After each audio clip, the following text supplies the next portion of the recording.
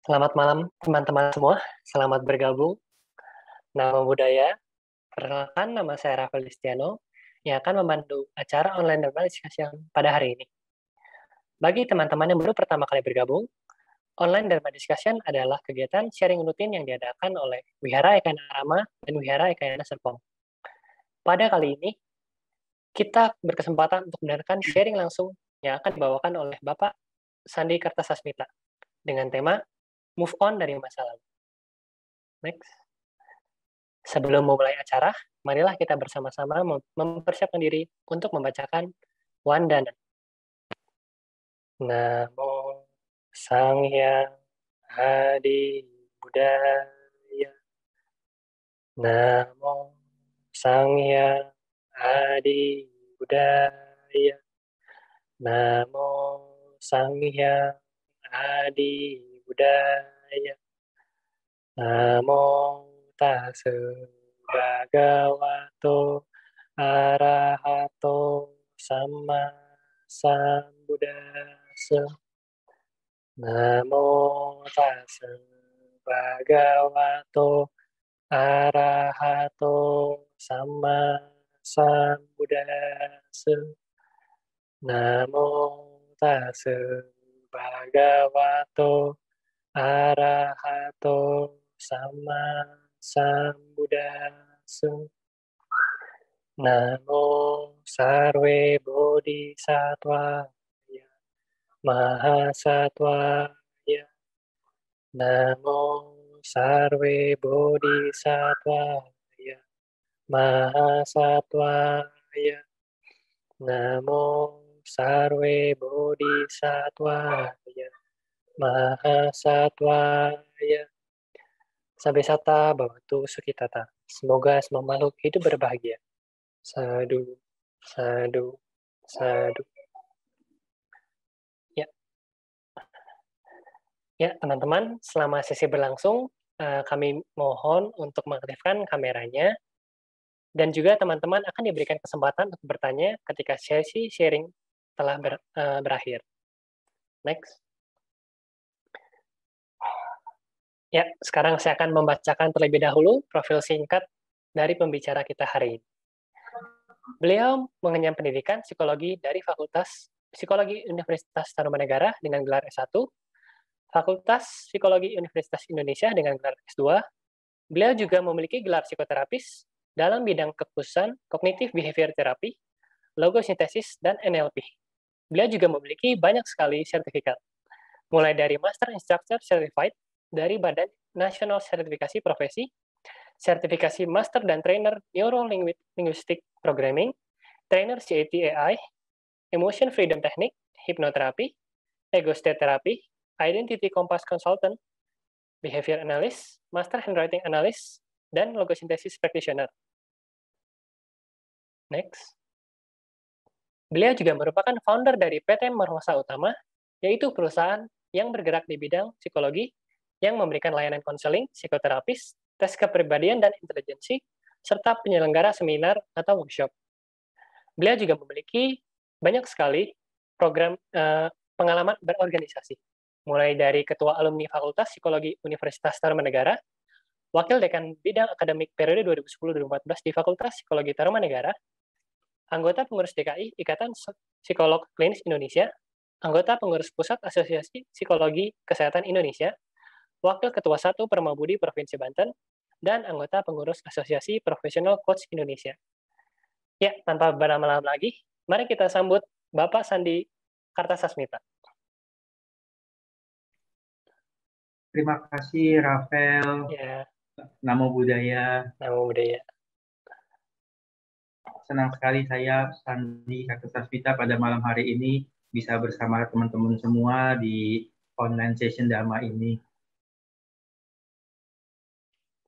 Sebelum pandemi, saya pernah di Wihara Ekayana. Tapi sekarang kan kita nggak boleh ya ketemu langsung, mau tidak mau online. Jadi demi kebaikan bersama, kebaikan semua orang, ya untung kita masih punya teknologi sekarang ya. Kita masih bisa bertemu, masih bisa belajar Dharma, dan Yang penting adalah semuanya saat ini sehat-sehat semua ya. Iya. Gitu. Jadi gimana, Rafael? Ya. Ini langsung dimulai Oh, aja. boleh, boleh, boleh. Ya. Oke. Saya izin share ya. Ya, silakan.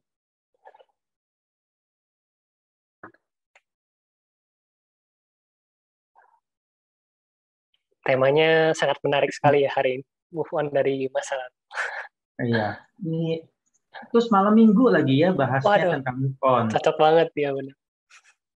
Luar biasa. Malam-malam. Berarti ada kemungkinan dua nih, Rafael, Ya, malam hari ini.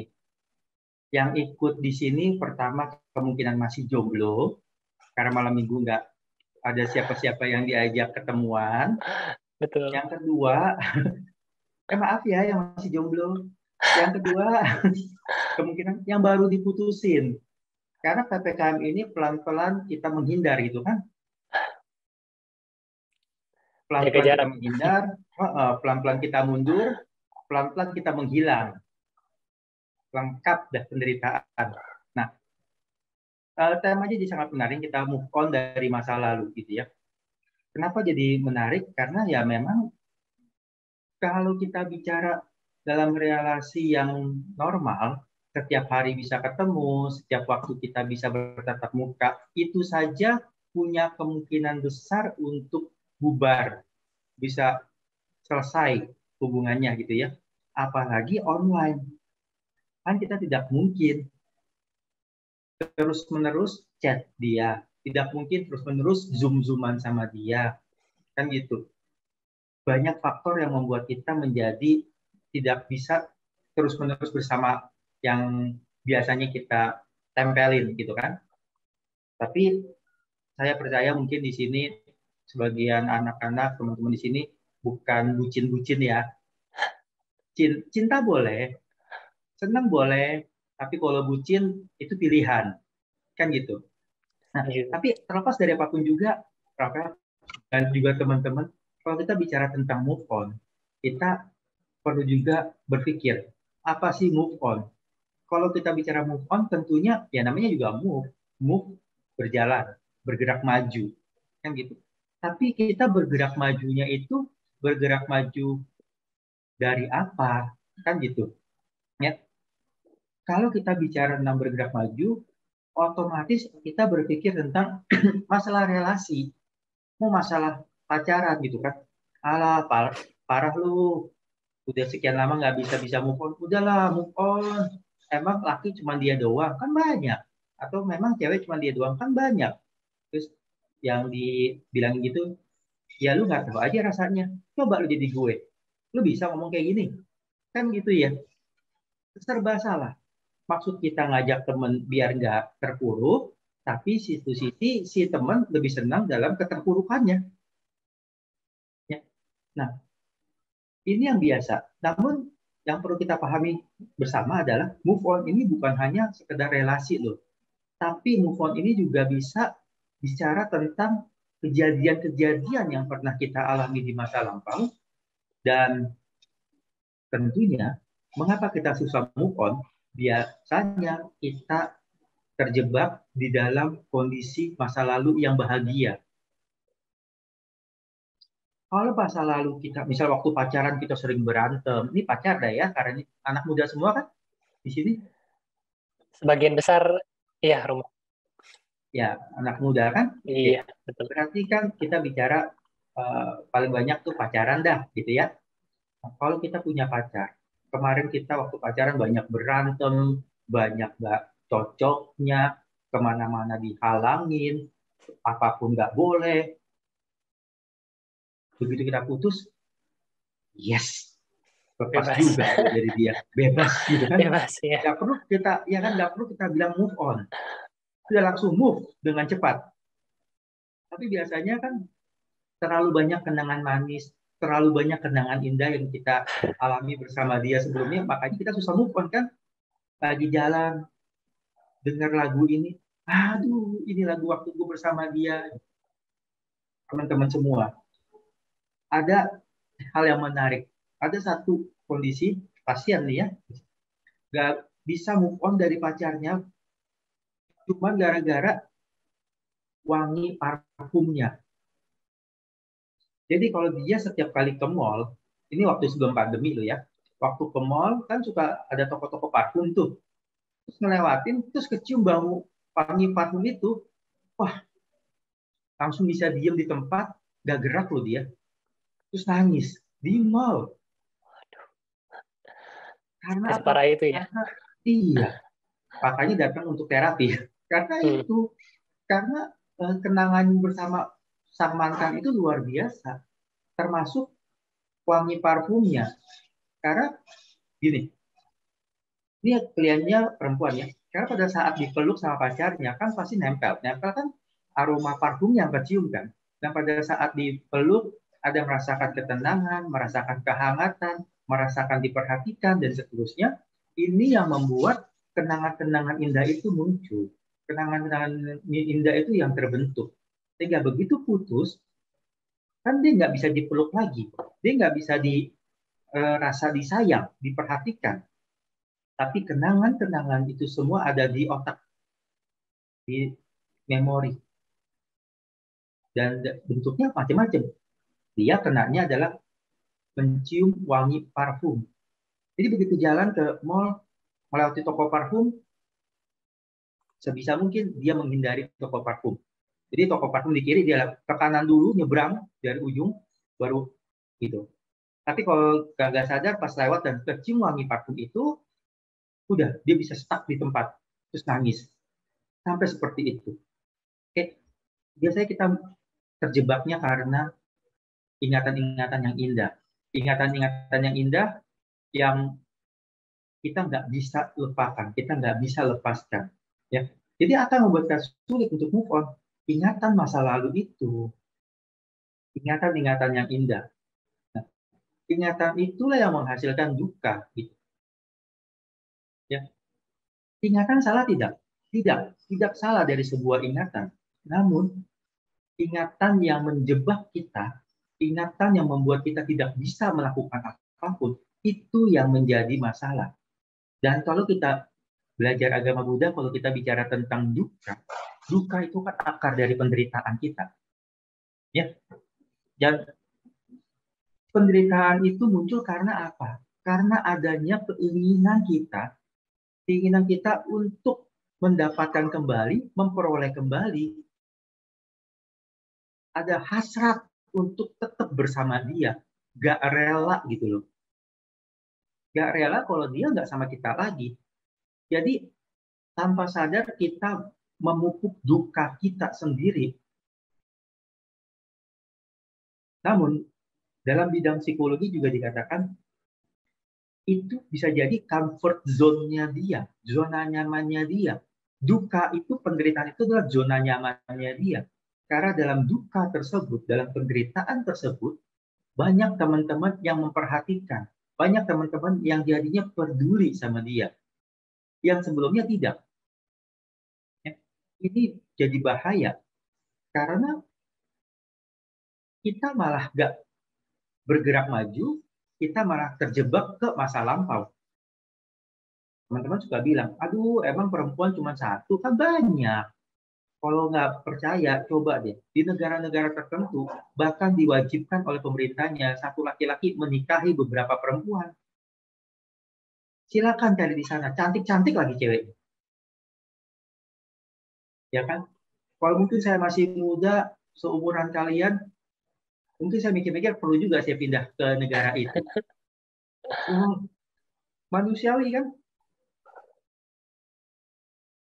Terlepas dari bahwa ini saya bikin karma baik, karma buruk, tapi kan saya bikin karma baik.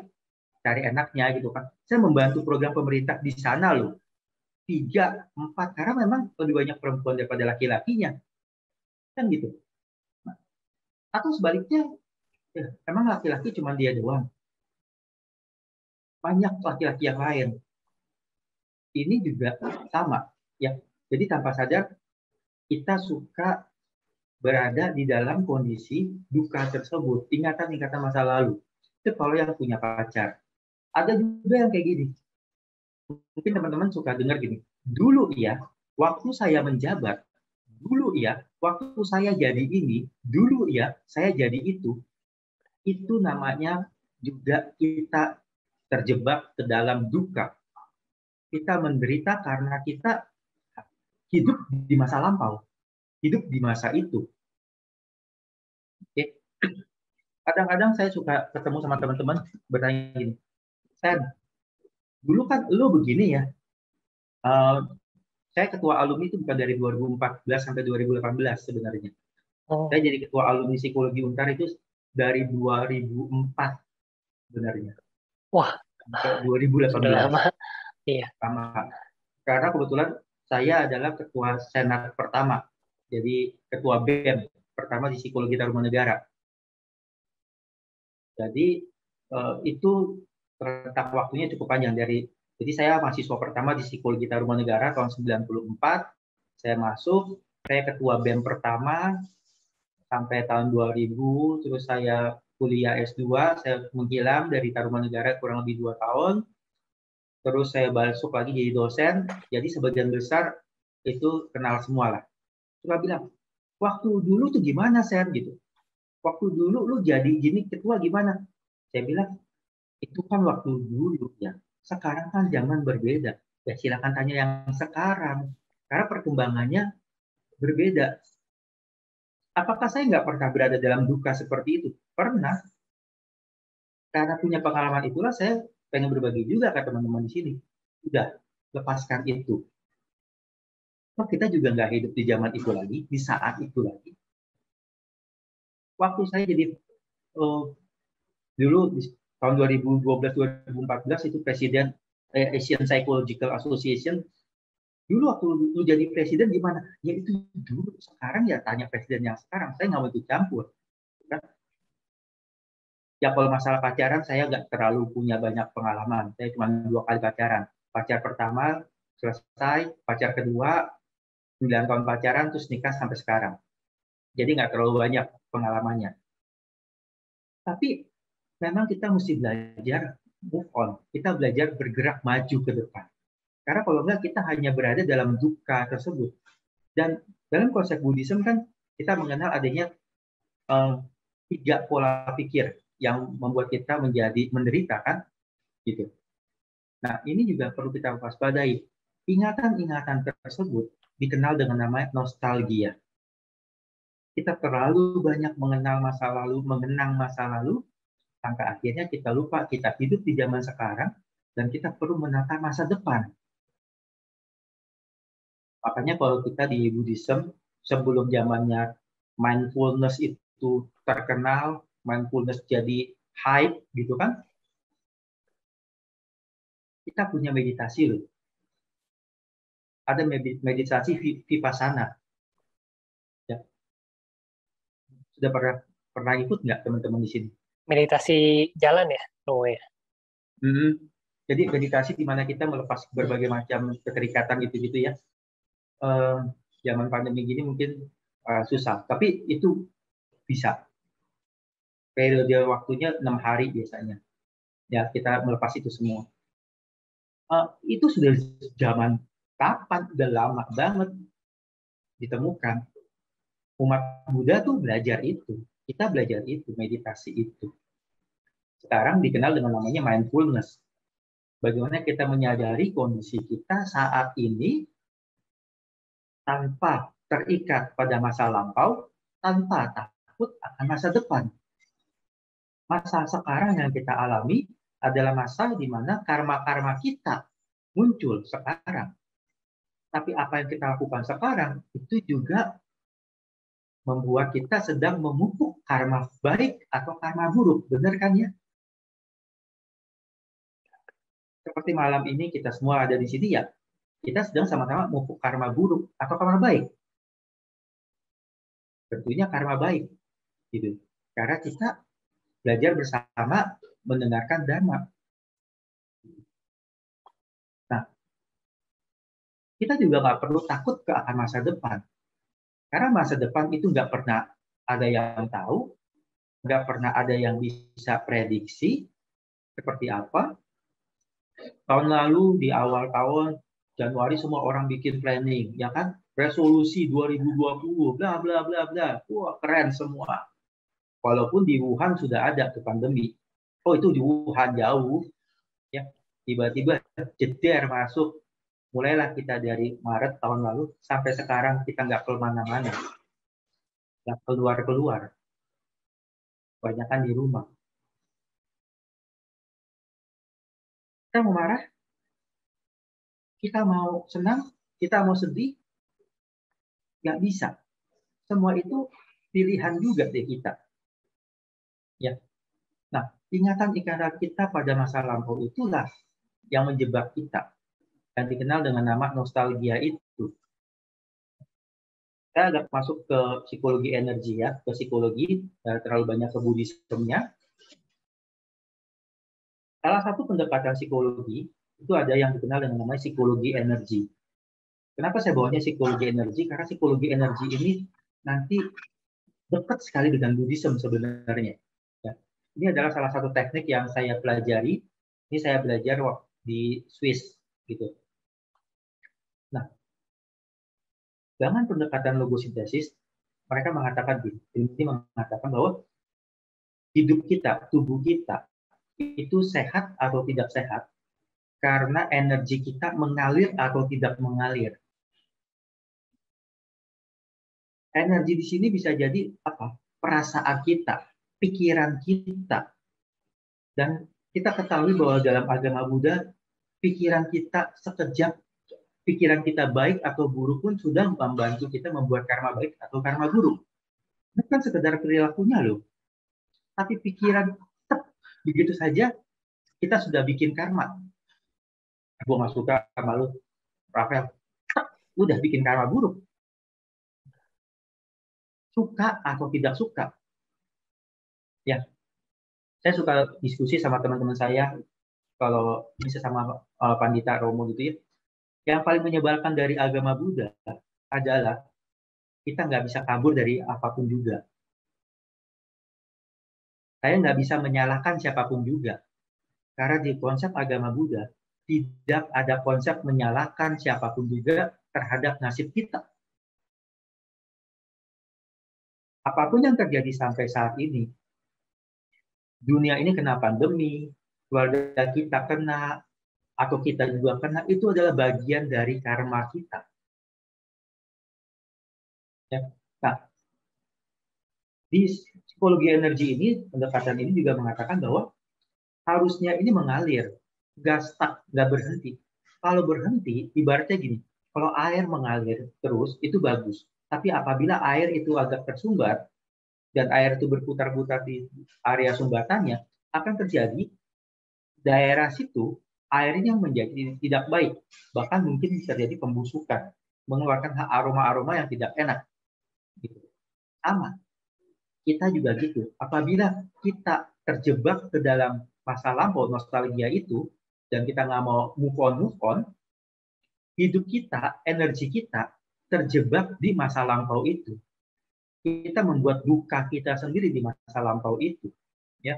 Jadi masa lalu akan menjadi energi yang tersimpan dalam diri kita dan kita membuat energi itu membeku di sana, frozen bahasa ininya, dalam kedukaan atau kesedihan. Jadi yang bikin kita menderita siapa? Ya kita sendiri. Yang membuat kita tidak bisa bahagia siapa? Ya kita sendiri. Kadang kita paling enak bilang gini, aduh gue menderita gini gara-gara dia sih. Wah benar, benar. Kalau kita mau lihat bahwa orang itu, dia membuat kamu menderita, benar. Tapi kalau kita mau kembali ke ajaran Buddhism, tunggu. Penderitaan itu karena orang lain atau karena kita sendiri membuat diri kita mau menderita? Nyebelin kan agama Buddha? Nyebelin banget. Kalau dengar begitu dan kondisi kita lagi sebel. Tapi sesungguhnya itulah kenyataan hidup. Teman-teman sekalian, bayangkan muka saya kotor. Muka saya kotor. Terus saya pergi melihat cermin. Di cermin saya melihat muka saya kotor. Oh, saya nggak suka nih, muka saya kotor. ada cemongnya.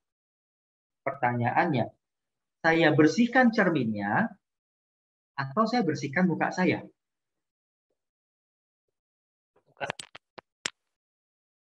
Ya, saya bersihkan muka saya sendiri toh. Benar ya, Friska ya? Iya. Gitu kan? Muka saya yang saya bersihkan. Artinya apa? Perasaan saya, penderitaan saya karena putus pacar. Apakah saya punya hak untuk mengatakan saya menderita gini karena saya diputusin sama dia? Itu sama juga seperti kita ngelap kaca terhadap kotornya muka kita. Akankah kita mendapatkan muka yang bersih? Tidak. Sampai kapanpun juga nggak akan bersih. Karena masalahnya ada di muka kita, bukan di kaca. Agama Buddha jelas mengatakan itu. Ya kan? Terus lagi, saya contohkan lagi, misalnya, enggak, ini yang bukan deh, merah juga soalnya. Baterai. Ini baterai ya. Kalau baterai ini kena cahaya, pasti ada yang namanya bayangan. Ya, segala macam benda di muka bumi ini, apabila terkena matahari, ada kemungkinan dari satu titik hilang bayangannya karena tepat di atas kita, tapi sisanya akan ada bayangan. Setuju ya? Yuk. Bayangan itu mengikuti tangan kita atau kita mengikuti bayangan kita?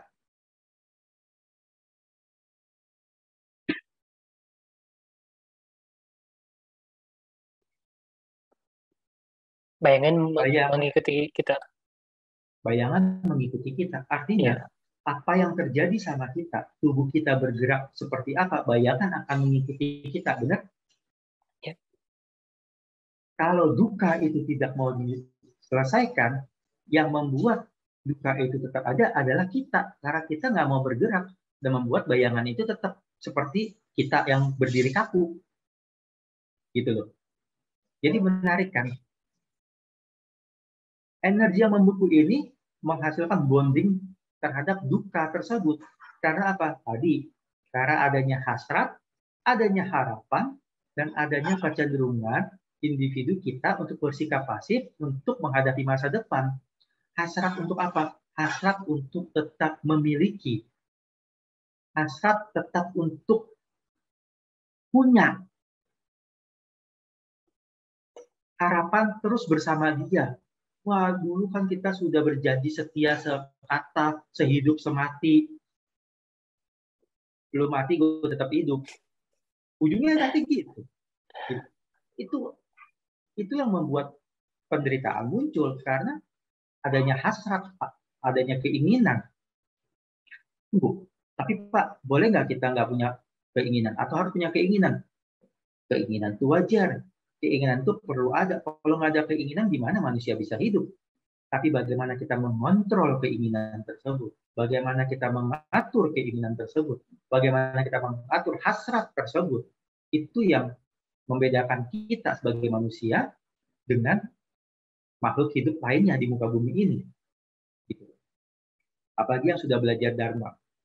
Tentunya kita tahu persis apa yang kita lakukan itu akan membuahkan karma, baik maupun buruk.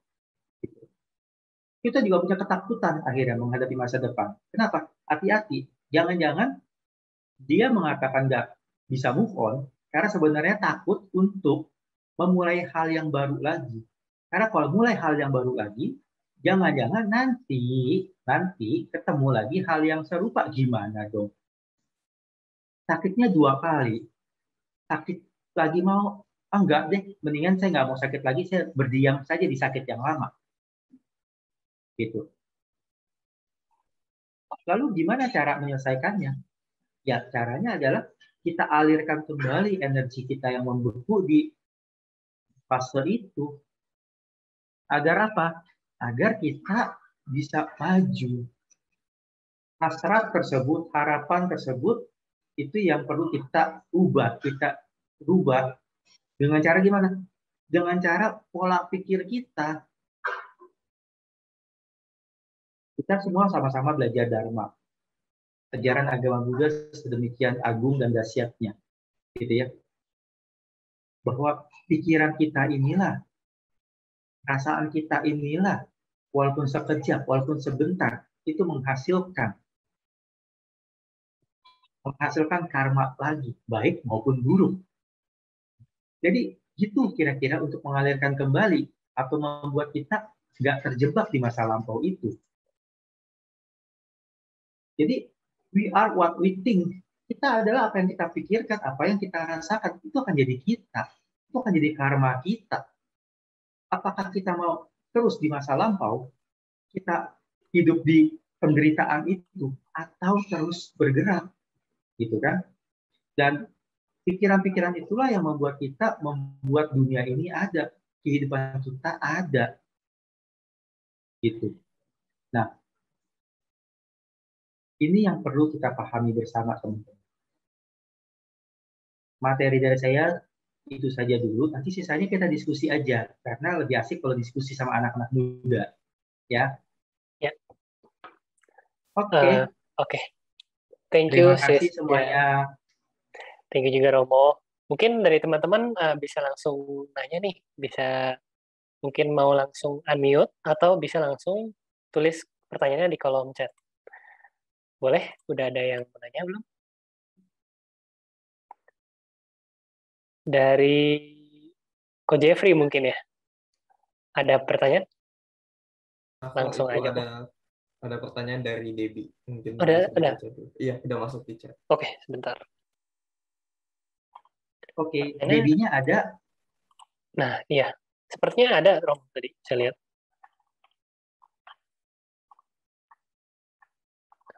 Oh, tapi hilang lagi. Ada ya? Debbie O? Boleh langsung pertanyaannya.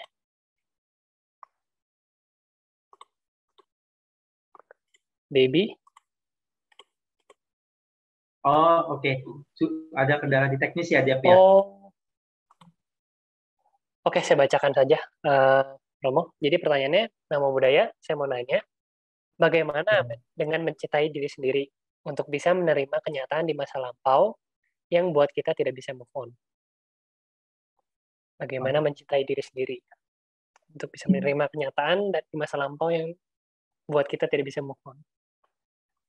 Oke. Debbie, selamat malam. Malam. Bagaimana mencintai diri sendiri ya, Dep? Mencintai diri sendiri itu hal yang perlu. Karena kalau nggak kita mencintai diri kita sendiri, siapa lagi? Gitu kan? Tentu kita perlu mencintai diri kita sendiri. Kita perlu sayang diri kita sendiri.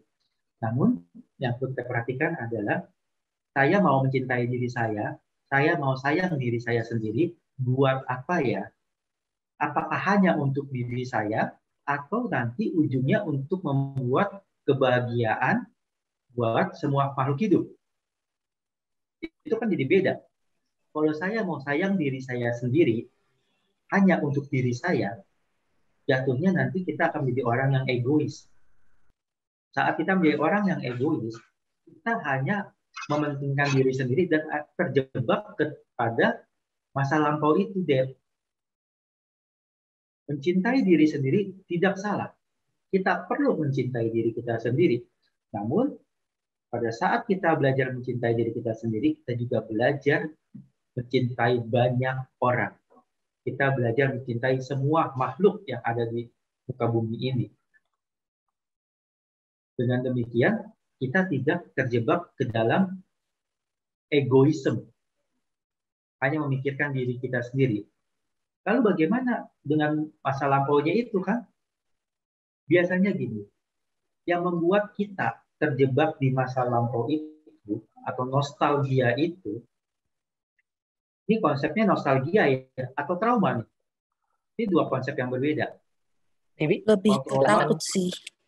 Oke, takut. Nah, makanya saya tanya, lebih kemana? Karena ada beberapa konsep yang berbeda dari masa lampau ya. Nostalgia itu kondisi-kondisi yang menyenangkan, kondisi-kondisi yang membuat kita tuh senyum, bahagia, ingat-ingat masa lampau. Tapi ada juga kondisi yang membuat kita, oke, no more gitu ya. Karena itu kondisi yang menyakitkan, kondisi yang menakutkan, dan seterusnya. Mungkin pernah dibully, pernah nggak tahu, macam-macam ya, Dep ya. Nah, ini ya kita nggak perlu buka sampai detail di sini. Namun prinsipnya gini, yang membuat saya masih tidak dapat menerima kondisi masa lampau itu apanya? Ya, apakah perilakunya, perilaku orang tersebut, ataukah bisa jadi gini, kejadian yang tidak menyenangkan itu bisa jadi saya mengalami secara langsung diri saya sendiri, atau saya melihat orang lain mengalaminya dan itu membuat saya shock. Itu juga bisa. Berbagai macam kemungkinan lagi nih. Saya nggak tahu yang mana ya, Dep. Tapi katakanlah berkaitan langsung sama diri saya sendiri. Berarti yang perlu saya pelajari dan cari adalah apa kejadiannya. Apakah kejadiannya itu yang membuat saya sakit hati, yang membuat saya nggak nyaman, itu karena perilakunya dia, atau karena kata-katanya dia, atau karena apa? Karena masing-masing bisa jadi sangat spesifik. Ya, hal yang spesifik inilah yang perlu kita pahami. Jadi nggak usah cerita sih, ini kan mungkin sangat personal ya, dia. Kamu jawab dalam hati kamu saja. Saya hanya memberikan gambarannya. Dan ini sebenarnya berlaku untuk semua sama. Pada saat kita sudah mendapatkan momen spesifiknya, seperti apa, kita rasakan benar rasa sakitnya itu. Rasa sakitnya itu membuat kita biasanya langsung mengingat kejadian secara keseluruhan. Saat kita sudah mengingat kejadian secara keseluruhan, kalau secara Buddhism, kita belajar untuk terima kasih. Terima kasih. Aduh, kenapa sih kepala terima kasih sama kayak begituan? Terima kasih karena dari sanalah saya belajar sesuatu. Dari sanalah saya belajar bahwa saya sampai saat ini bisa begini. Dari sanalah saya belajar terima kasih bahwa karma saya dicabut satu. Nggak gampang ya, nggak gampang loh semua. Tapi kita kan hidup nggak hanya kali ini saja, bukan hanya di periode waktu ini saja. Nanti kita lahir, mati, lahir lagi, mati lagi, lahir lagi. Kan gitu. Mungkin kejadian ini, sakit hatinya ini adalah karma yang kita terima dari kehidupan kita masa lampau. Masa lampau itu bisa dari waktu kita lahir di periode kehidupan ini, atau masa sebelum periode kehidupan ini. Nggak tahu. Ya. Terima kasih, Deb. Berarti kamu dikasih kesempatan, kita semua dikasih kesempatan menyelesaikan satu karma buruk di kehidupan sebelumnya.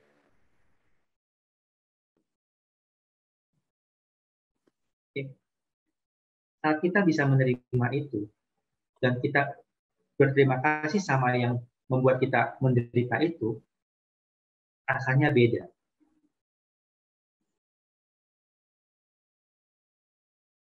Kenapa? Karena kita menjadi lebih dewasa akibat perilaku dia, yang merupakan buah dari karma kita. Kita nggak pernah tahu kapan buah karma itu muncul, kan? Baik atau buruk.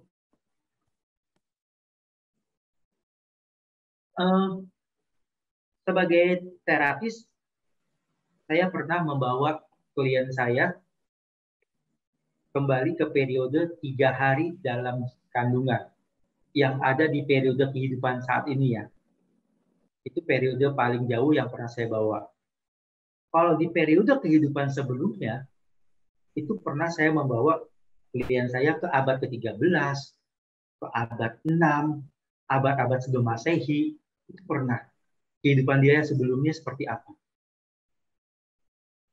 Terapinya adalah terapi tentang kehidupan dia di masa lampau. So, ini membuktikan bahwa Buddhism tuh bener loh. Kehidupan tuh nggak hanya sekali, hidup tuh berkali-kali. Sampai sini Debbie bisa paham? Bisa dong. Jadi gimana kita untuk menyelesaikan masalah kita terima kasih dengan kejadian itu. Ya. Cara yang lain lagi yang saya sampaikan adalah begitu kamu dapatkan itu, Deb, apakah itu mungkin bergerak, apakah tidak bergerak, atau apapun juga, kamu buat gambar itu menjadi hitam putih, tidak bergerak. Setelah jadi hitam putih dan tidak bergerak, kalau bentuknya adalah visual ya, kalau bentuknya adalah auditori atau pendengaran suara, buat suaranya makin lama makin kecil. Kalau bentuknya adalah wewangian, buat melalui pikiran kita wanginya semakin lama semakin pudar. Ya, kira-kira gitu deh. Oke. Oke? Mungkin iya. Mengerti. Semoga menjawab ya, Debbie. Terima kasih Debbie untuk pertanyaannya. Terima kasih, Deb. Ya, selanjutnya ada pertanyaan lagi, Romo, dari Friska Alsera. Friska, mau langsung ngomong atau mau dibaca ini? Baca aja deh, kok. Oh, dibacain aja. Oke, saya bantu bacain ya. Nah, budaya Romo, izin bertanya. Dengan adanya masa lalu yang mungkin telah kita lewati, untuk menuju masa depan sendiri, apa yang harus kita lakukan? Melakukan pengendalian penuh dengan berusaha melakukan sesuatu, atau melakukan ketidakpedulian penuh agar berjalan sesuai alir yang mengalir saja. Mungkin Friska ini lagi mau memilih nih, mau lebih mending ngelakuin pengendalian penuh dengan berusaha melakukan sesuatu, atau ketidakpedulian penuh gitu. Oke. Untuk menuju masa depan. Tiba-tiba saya teringat salah satu statementnya Pak Haditya Dika. Apa Ernest? Saya lupa deh. Biarkan mengalir seperti tokai mengalir di sungai. Raditya Dika kayaknya. Raditya, saya lupa. Iya, betul. Saya ingat itu terus saya bilang, ya memang agak ekstrim sih bahasanya, cuman itu lucu. Apakah kita membiarkan hidup kita mengalir seperti tokai yang mengalir di air itu, atau kita melakukan pengendalian penuh? Kan gitu ya. Masalahnya benda itu adalah benda mati yang berasal dari pembuangan tubuh kita kan, yang mengalir tadi kata Raditya Dika. Tapi kita kan bukan benda mati, kita makhluk hidup yang punya akal, punya pikiran, punya keputusan. Keputusan yang kita ambil. Apakah keputusan itu dasarnya keserakahan, kemarahan, kesombongan, keraguan-raguan, ya, macam-macam. Tapi itu keputusan yang pasti kita ambil. Saya tidak mau mengatakan mana yang lebih baik, Chris. Karena saya percaya setiap manusia punya kemampuan, punya kekuatan untuk menentukan pilihannya. Ya. Namun kalau ditanya ke saya pribadi, saya pasti akan menentukan keputusan berdasarkan diri saya sendiri dengan mengikuti air yang mengalir, mengikuti arus yang mengalir, cuman bukan dengan ketidakpedulian. Saya tetap peduli, saya tetap waspada, tapi keputusan-keputusan adalah keputusan-keputusan yang saya ambil berdasarkan apa yang saya pikirkan dan yang saya lakukan berdasarkan dharma atau tidak. Sesuai dengan ajaran Buddha atau tidak ya, yang saya lakukan. Enaknya agama Buddha adalah tidak ada larangan yang mengatakan A atau B tidak boleh. Tapi tanggung sendiri karmanya. Ada sila loh. Iya, ada sila. Sila itu kan boleh dilanggar. Boleh kalau mau, silakan. Tidak ada yang melarang, tidak ada hukuman, Tapi terima sendiri karmanya ya. Itu lebih dahsyat daripada hukuman yang jelas gitu. Jadi apakah saya akan tidak peduli, gitu ya? Apakah saya akan mau seperti pikiran kita atur, kita olah, itu kembali. Pengendalian penuh ada di tangan kita. Ketidakpedulian juga ada di tangan kita. Nasib di tangan kita sendiri. Nah, ini yang perlu Priska waspada. Priska paham. Apapun yang dia ambil, baik atau buruk, itu hati-hati jangan sampai kita terjebak, kita berjalan mengikuti karma kita.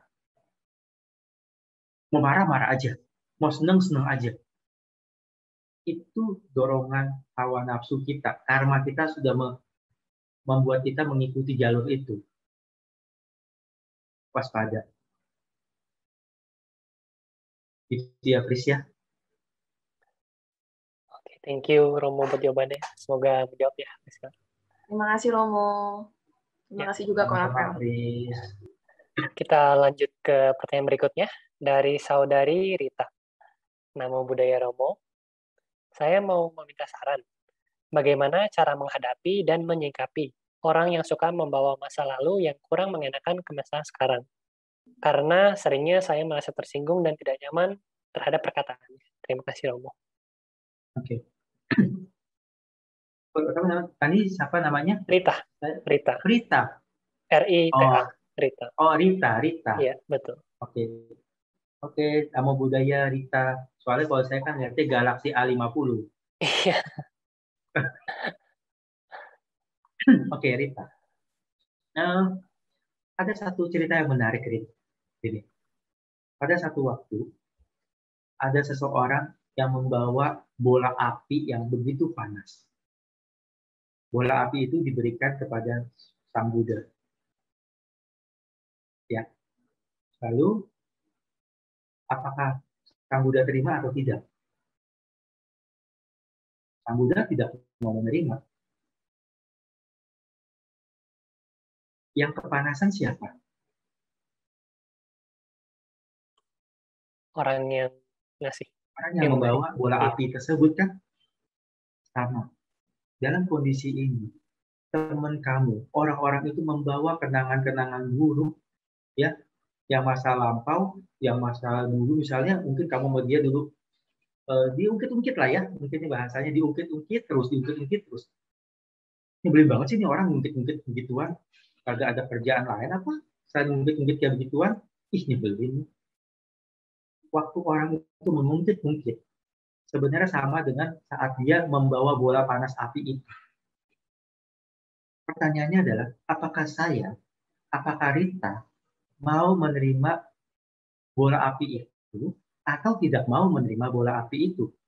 Pada saat Rita mengatakan, ih nyebelin banget sih, gitu dibawa-bawa, artinya Rita mau menerima bola api itu. Artinya Rita mau ikut terbakar. Mengapa ikut terbakar? Karena Rita jadinya marah. Hawa nafsunya kebawa. Marahnya dibangkitkan. Ujungnya bikin karma buruk. Saya sama Rafael deh ya. Saya sama Rafael. Rafael sial nih orang nih. Nyebelin banget sih. Ngomongin hal-hal yang kayak begituan mulu. Oke. Pertama, saya marah-marah. Itu bikin karma buruk. Kedua, saya marah-marahin Rafael. Karma buruk kedua, marahin orang lain. Begitu kita marah, masa lampau sekarang dan akan datang jadi. Sekarang Rita milih. Rita mau terima atau tidak. Itu pilihan Rita. Tapi biarkan itu pilihan dia. Itu karmanya dia untuk membuat kamu marah. Iblis lagi mengganggu. Tinggal Rita menentukan. Mau nggak terganggu sama iblis tersebut. Yang pengen membuat Rita membuat karma buruk. Kan gitu. Ya. Jadi hati-hati. Wajar nggak wajar kalau tersinggung. Itu satu hal. Yang kedua, begitu Rita merasa tersinggung, berarti ada sesuatu yang belum selesai di masa lampau, Rit, yang perlu kamu selesaikan. Sehingga pada saat orang menyinggung lagi, kita merasa bahwa, ya sudah, biarin aja. Kok udah selesai kok masalahnya. Berarti yang terjebak di masa lampau itu adalah dia, bukan kita. Dia yang menderita, bukan kita. Justru tugas kita sebagai umat Buddha membawa dia, mengajak dia keluar dari penderitaannya. Bahwa dia hidup di masa lampau itu. Yuk, sama-sama saya, yuk. Lebih baik kita ikutin Dharma session yuk. Setiap Sabtu ya?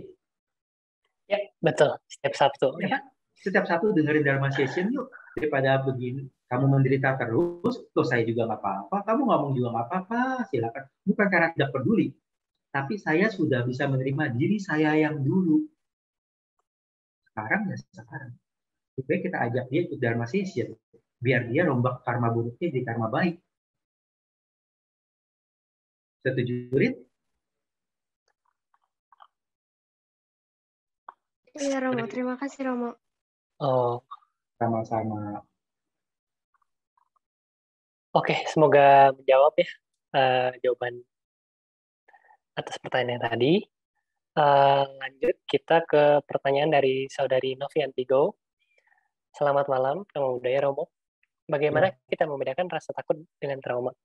Terima kasih, Romo. Oke. Nah, kalau ini mungkin lebih teknis ke bahasa-bahasa psikologis ya. Takut adalah satu kondisi di mana kita menghadapi keadaan yang berbahaya. Ya. Tapi bisa jadi kejadian itu belum terjadi.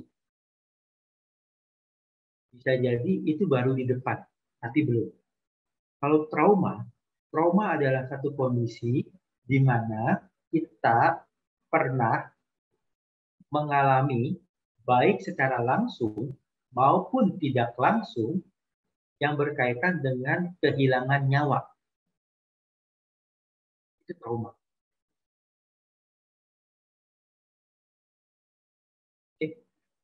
Saya takut gagal ujian. Gagal ujian itu takut. Ya. Tapi saya pernah kecelakaan dan kemungkinan saya meninggal karena kecelakaan itu, dan waktu itu saya hampir meninggal, itu saya mengalami trauma.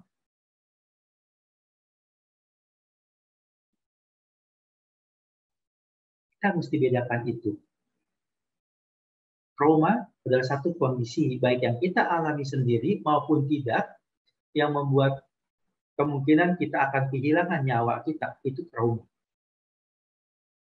Ini bahasa trauma dalam sudut pandang psikologis ya, bukan sudut pandang medis. Bukan sudut pandang kedokteran.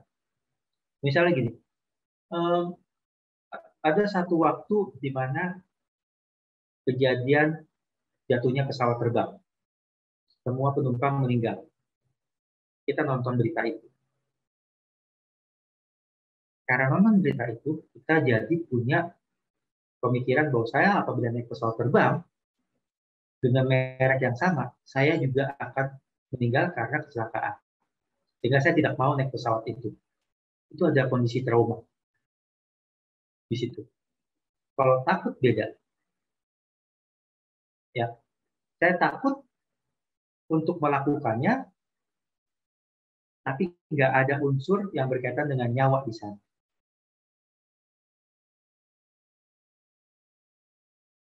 Novianti bisa paham?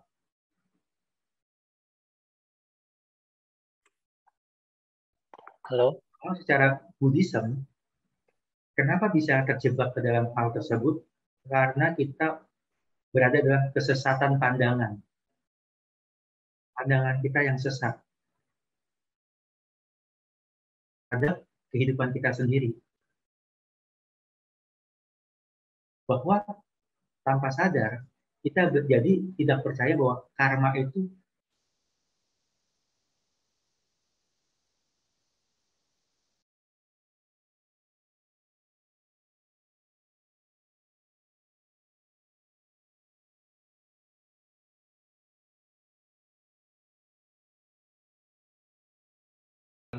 pemikiran seseorang gitu, Romo.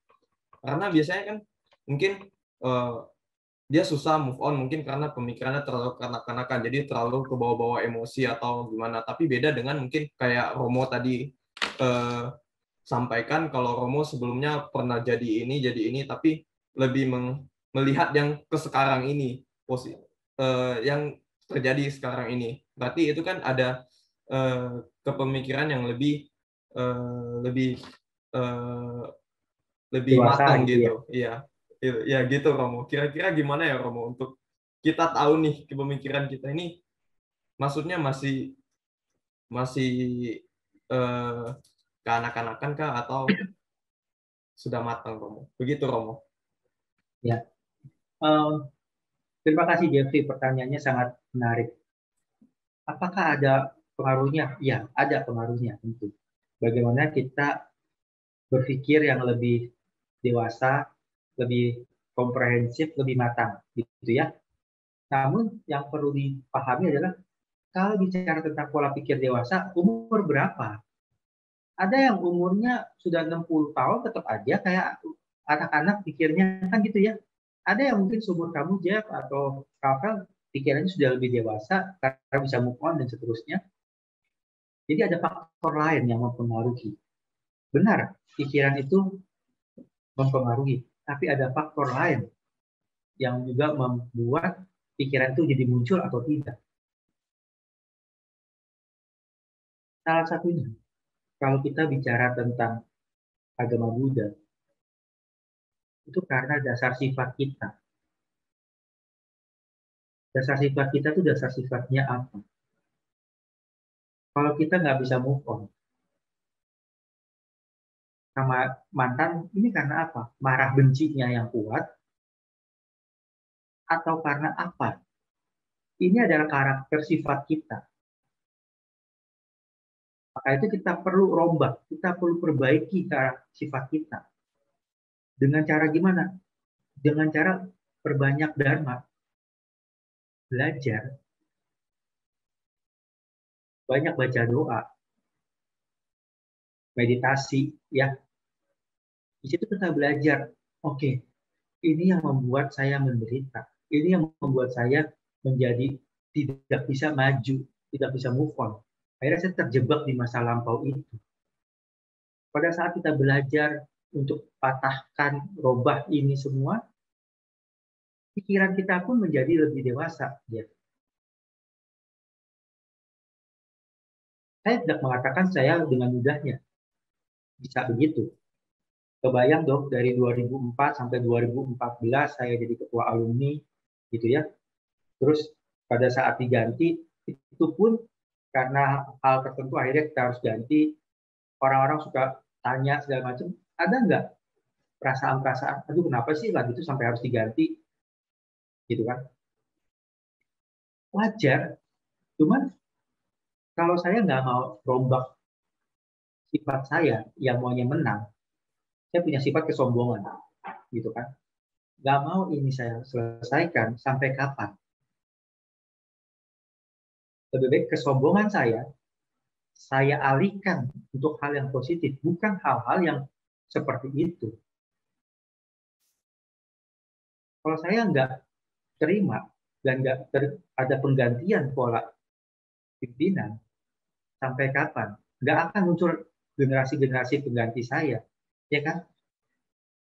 Artinya saya sampai sekarang bisa saja terus bertahan, terus tetap jadi ketua alumni. Ya, saya bilang saya angkatan pertama psikologi, ketua senat pertama, terus saya dosen di Tarumanegara sampai sekarang. Yang menggantikan alumni pasti kan harus dari alumni psikologi Untar juga toh. Ujungnya adalah kalau nggak adik kelas saya, mahasiswa saya, siapa yang berani? Nggak ada yang berani. Orang saya yang paling tua, dedengkot, ya kan? Terus mantan mahasiswa berani? Ya nggak berani juga. Artinya apa? Artinya nggak akan terjadi sesuatu yang baik di organisasi. Jadi ya, oke, ini harus waktunya lepas. Kalau nggak bisa, Jeff. Juga teman-teman. Kesombongan saya itu harus saya lepas. Nggak bisa. Waktunya saya untuk keluar dari kepompong Tarumanegara. Makanya saya diaktif di Permabudi Banten, saya aktif di organisasi tingkat nasional, internasional, kayak gitu. Level Tarumanegara, ya sudah, silakan anak-anak didik saya teruskan. Saya support. Nah, yang kayak gitu. Dengan menyadari itu, dengan kita belajar untuk rombak itu, tiba-tiba ya, pikiran kita juga jadi lebih baik. Menerima keadaan juga lebih baik. Disitulah butuhnya kita berdoa, sembahyang. Gitu dia. Baik, Romo. Terima kasih, Romo, untuk jawabannya. Ya, jawabannya nyebelin kan?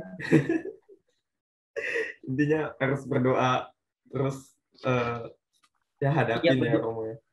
Berdoanya benar, bukan salah berdoanya. Namun kalau hanya berdoa terus kita nggak ada gitu, nggak ada rasa percaya sama Buddha, cuma doa doang, mulut doang, atau komedi doang, nggak ngapa-ngapain, terus tapi kita nggak percaya, ya itu hanya fisik. Tapi kita harus juga bergerak. Ya.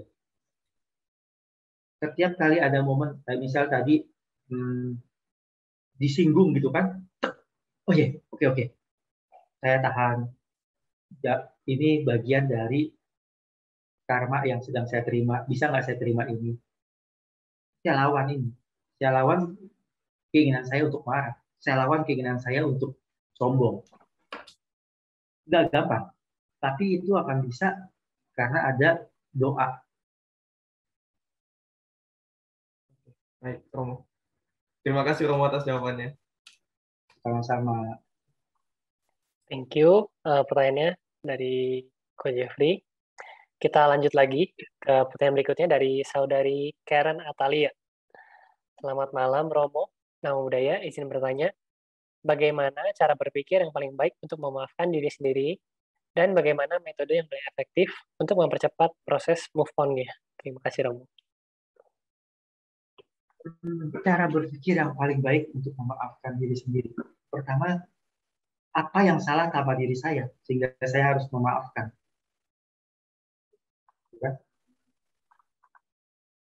Memang saya salah apa sampai saya harus memaafkan diri saya? Sebegitu dendamnya kah saya sama diri saya? Sebegitu tidak sukanya kah saya sama diri saya? Sehingga saya harus memaafkan diri saya yang lampau. Kan gitu ya. Nah ini yang perlu dicari. Karena kalau cara berpikir seperti apa, ya bagaimana kita berpikir seperti apa kalau kita tidak tahu sumber yang membuat kita harus memaafkan diri saya sendiri. Kalau dalam ruang terapi, saya bisa mengajak kita bermain role play. Kamu yang dulu dengan kamu yang sekarang. Saya bisa split kamu jadi 2 orang. Kamu yang dulu dan kamu yang sekarang gitu kan. Tapi dalam kondisi ini kan nggak bisa. Jadi yang perlu dilakukan adalah belajar melihat yang saya nggak suka dari diri saya dulu itu apa. Sehingga saya perlu memaafkan diri saya. Berarti kan ada satu perilaku yang pernah saya lakukan di dulu yang mengecewakan, yang membuat saya menderita sekarang kan. Benar nggak kira-kira gitu? Harusnya benar. Ya. Nah, pola pikirnya, apa kau bilang pola pikir adalah, oke, pelajaran apa yang saya dapat dari perilaku saya yang dulu itu? Yang perlu saya pelajari, sehingga saya tidak lagi mengulangi pelajaran itu. Bahasa caranya, saya harus naik kelas dong. Percayalah, sampai kita meninggal nanti, kalau lahir kembali dan seterusnya, kita percaya agama Buddha ada lahir kembali segala macam, itu pasti karena ada penderitaan kan? Itu ajarannya kan gitu. Jadi selesai dari satu penderitaan, akan ada penderitaan lain yang harus kita selesaikan. Penderitaan ini munculnya dari mana? Karena karma kita. Kita menghadapi itu karena karma kita. Jangan mau yang baiknya saja kita bilang, wih karma baik saya berbuat, ya terima kasih Buddha. Tapi gitu dilihat jelek, apaan sih ini? Nggak bisa dong. Ya terima, baik dan buruk ya terima. Masa baiknya doang mau diterima, buruknya kagak mau? Kan nggak bisa. Ya nggak? Bahasa ininya nggak cengli lu. Gitu. Ya harus terima. Karma baik, karma buruk ya terima. Nah, pada saat pengalaman yang tidak menyenangkan itu terjadi, yang saya bikin nggak suka sama diri saya yang dulu, itu adalah saya belajar. Sehingga dengan mempelajari kesalahan yang dulu, saya belajar untuk menjadi lebih baik. Bukan untuk membenci saya yang dulu. Yang dulu sudah berlalu, nggak bisa balik. Tapi yang saya yang sekarang bisa memperbaiki apa yang dulu saya perbuat yang keliru tersebut, yang membuat saya nggak bisa maafkan. Ya. Yang kedua, kata-katanya, memaafkan diri sendiri. Dan maafkan. Kalau nggak bisa maafin, artinya tanpa sadar, memang nggak mau memaafkan. Karena dendam. Mengapa dendam? Karena berpikir, lu yang saya yang dulu sih yang membuat saya seperti sekarang. Iya, tapi jangan lupa, saya yang sekarang itu akan membuat saya 10 tahun lagi loh. 5 tahun lagi loh. Sama nggak? Sama. Jangan sampai 5 tahun lagi dari sekarang, Karen mengatakan, saya yang 5 tahun dulu tuh nggak mau berubah sih. Siapa yang salah? Siapa yang menjalani? Siapa yang melaksanakan? Diri kita sendiri. Jadi, karena kita tahu sekarang seperti itu, oke, apa yang membuat saya nggak terima diri saya? Sekarang juga, malam ini juga, selesaikan. Ya, agar Karen yang 5 tahun akan datang mengatakan, terima kasih Karen 5 tahun yang lalu, yaitu sekarang sudah mengubah perasaan terhadap Karen 10 tahun yang lalu. Yang mungkin berarti 5 tahun dari sekarang. Gitu. Kalau kamu mau, kamu bisa bikin surat. Tulis surat kepada kamu yang dulu, yang nggak tahu saya ya, itu kapan kejadiannya. Apa yang kamu nggak suka dari dia, dari diri kamu yang dulu itu. Kamu tulis surat. Kayak bikin journaling gitu ya. Bikin surat, selesai. Syaratnya cuma satu ya. Surat ini hanya buat kamu seorang diri. Jadi tolong dijaga benar-benar. Ntar kalau nggak bisa kebaca siapa-siapa, saya nggak akan jawab. Setelah kamu tulis semua, ketidaksukaan kamu sama kamu yang dulu, entah kapan, selesai semua unek-uneknya, ambil kertas baru, kamu bayangkan kamu adalah kamu yang dulu dan kamu menjawab, mengapa kamu melakukan seperti itu. Setelah selesai, kamu baca. Ini pertanyaan kamu yang sekarang untuk kamu yang dulu, terus jawaban kamu yang dulu terhadap kamu yang sekarang. Bahasa kerennya adalah self-dialogue, dialog dalam diri kita sendiri. Itu secara teknis terapinya. Ya. Jadi secara Buddhism, terima kasih kamu yang sekarang terhadap kamu yang dulu. Karena kamu yang dulu mau buat kamu menyadari ada karma buruk yang kamu terima. Atau karma buruk yang sudah kamu lakukan. Sehingga kamu sekarang terima. Sekarang, kamu mau buat karma buruk lagi, atau menggantinya menjadi karma baik untuk akan datang. Pilihan di tangan Karen. Oke? Ya, terima kasih Romo. Mungkin bisa dipraktekkan ya Karen ya, saran-saran dari Romo tadi. Oke, karena waktunya sudah mau habis, kita lanjut ke pertanyaan terakhir nih. Ada dari Elisa Chandra. Selamat malam Romo, Namo Buddhaya. Saya ingin bertanya, apa ciri-ciri kalau kita sudah bisa move on dari seseorang atau menerima penderitaan kita itu? Oke, terima kasih Elisa ya. Alicia di bahasanya. Alicia. Oke, makasih Alicia. Gini, kalau contoh nih ya, saya sama Rafael deh, saya benci banget nih sama dia. Saya nggak terima dia orangnya begitu, gitu kan? Pokoknya dengar nama dia, gue udah empat. Apalagi ngelihat. Ya, itu kan pilihan saya. Untuk empat, untuk marah, untuk nggak terima. Walaupun dalam sekejap itu saya sudah bikin karma buruk buat diri saya sendiri. Mungkin si Rafael nggak tahu. Rafael mah santai-santai, happy-happy tuh. Mukanya dia happy gitu kan. Tapi saya udah bikin karma buruk karena marahnya. Oke? Taunya dari mana? Saya sudah bisa move on atau tidak? Pada saat saya bisa ketemu Rafael, terus dengar nama Rafael tersebut, terus saya nggak berasa apa-apa, biasa aja, dan tetap bisa bersahabat, di situ artinya kamu bisa move on. Kalau kamu bilang kamu move on, terus dengan cara blokir, atau delete kontak, segala macam, itu namanya bukan move on, itu kabur. Kalau kamu benar-benar bisa move on, kamu tetap bersahabat sama dia, dan kamu happy melihat dia happy sama cewek yang lain atau cowok yang lain. Gila, dia sama cewek lain, cowok lain, gue happy. Gila lu mau? Enggak, saya nggak gila, saya beneran. Itu artinya kamu sudah move on. Kan bukankah kita sebagai umat Buddha berusaha menjalankan dharma, mencabut duka, dan berbagi kebahagiaan? Benar nggak?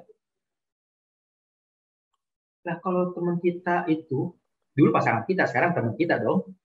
Masa kita jadiin musuh? Pada saat teman kita itu bahagia, ya kita ikut bahagia. Disitulah kamu tahu kamu sudah move on atau belum. Terus, misalnya saya kalau sama Rafael ntar aneh. Misalnya saya pergi sama cewek, sama mantan saya gitu kan. Terus bisa ngomong, gila ya, dulu kita begini-begini dengan santainya, itu artinya kita bisa move on.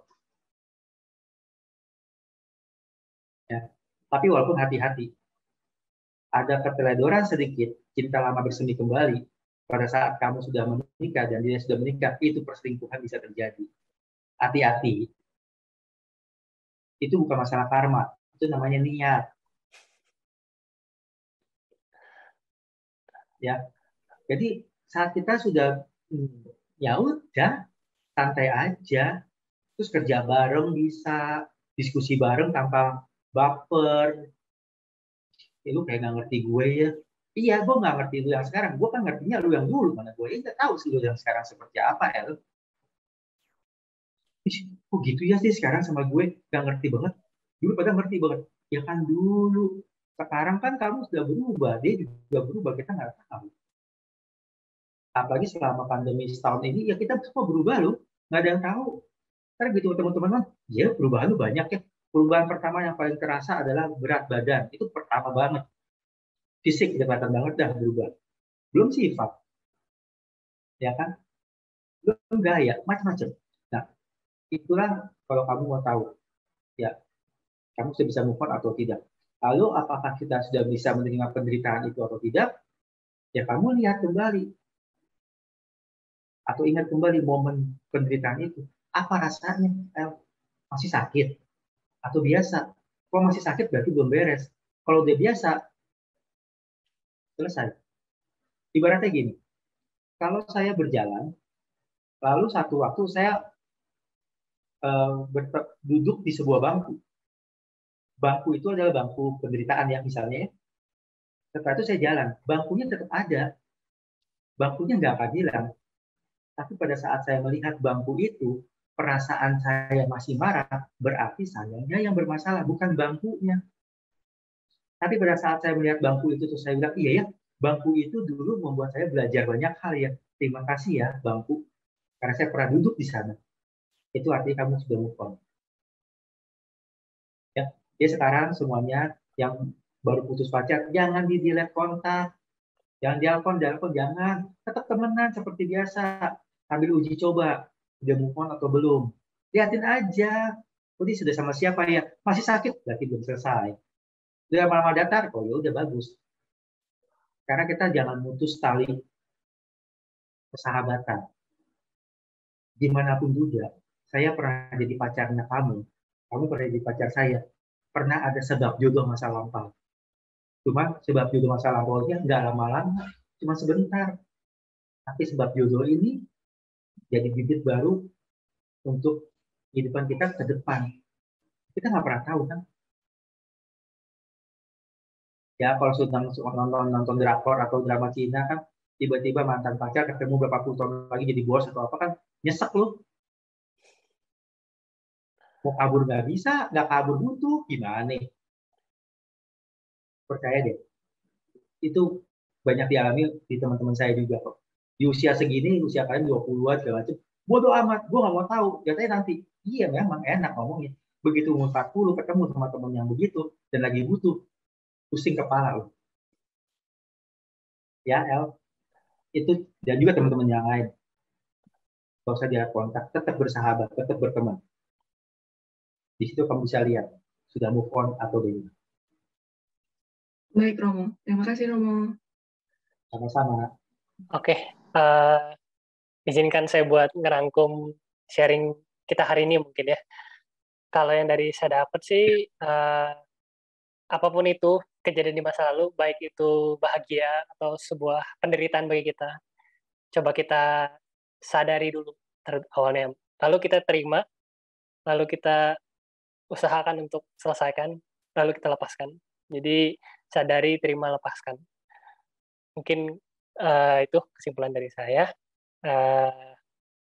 Mungkin dari Romo Sandi ada kata-kata kesimpulan terakhir untuk menutup sesi sharing ini? Satu hal yang ingin saya sampaikan, bahwa agama Buddha is the best.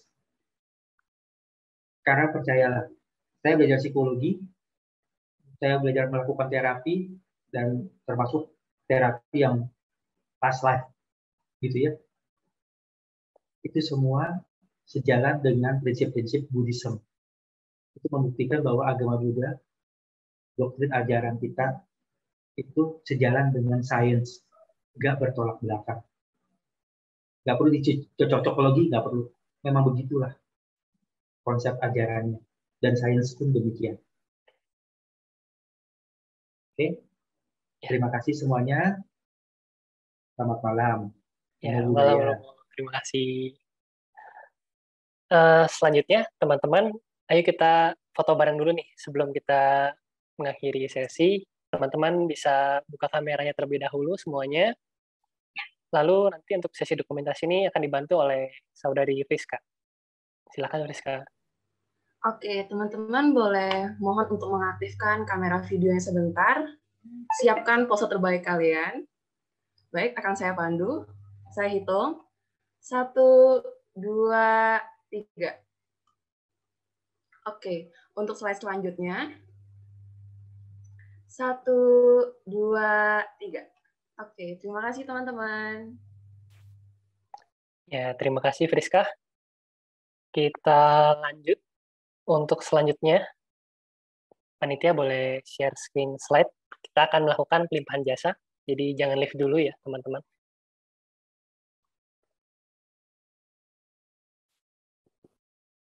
Ya, pelimpahan jasa akan saya pimpin. Semoga jasa dan kebajikan memperindah tanah suci para Buddha, membalas 4 budi besar dan menolong mereka di dalam samsara. Semoga mereka yang selalu mendengarkan dan mempraktekkan ajaran Buddha dapat terus membangkitkan bodhicitta. Sampai di akhir kehidupan ini, semoga semua makhluk hidup semoga semua makhluk mencapai tingkat Buddha. Tadiyata Om Gati-Gate Paragate Parasamgate Bodhisuha. Tadiyata Om Gati-Gate Paragate Parasamgate Bodhisuha. Tadiyata Om Gati-Gate Paragate Parasamgate Bodhisuha. Semoga semua makhluk hidup bebas dari penderitaan. Sadu, sadu, sadu. Next. Ya, teman-teman, kita juga ada beri kesempatan untuk melakukan dana paramita.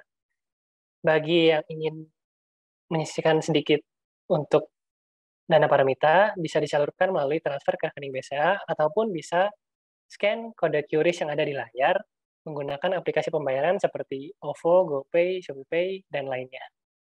Semoga dana ini bisa bermanfaat untuk perkembangan dan kelestarian budaya Dharma. Next. Ya, jangan lupa juga untuk ikuti sosial media Komisi Pemuda Wihara Kayana Arama dan juga Komisi Pemuda Wihara Kayana Serpong. Ya, next. Terima kasih buat teman-teman semua yang udah meluangkan waktu hari ini. Terima kasih juga untuk Romo Sandi untuk sharingnya. Sampai berjumpa lagi di kesempatan berikutnya. Saya pamit undur diri. Terima kasih. Terima kasih semua. Terima kasih Romo. Ya. Terima kasih Romo. Terima kasih Romo. Sama-sama.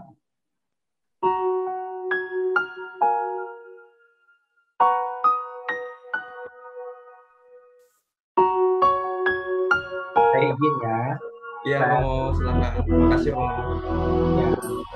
Kutuliskan dalam diari tentang hari ini yang ku alami.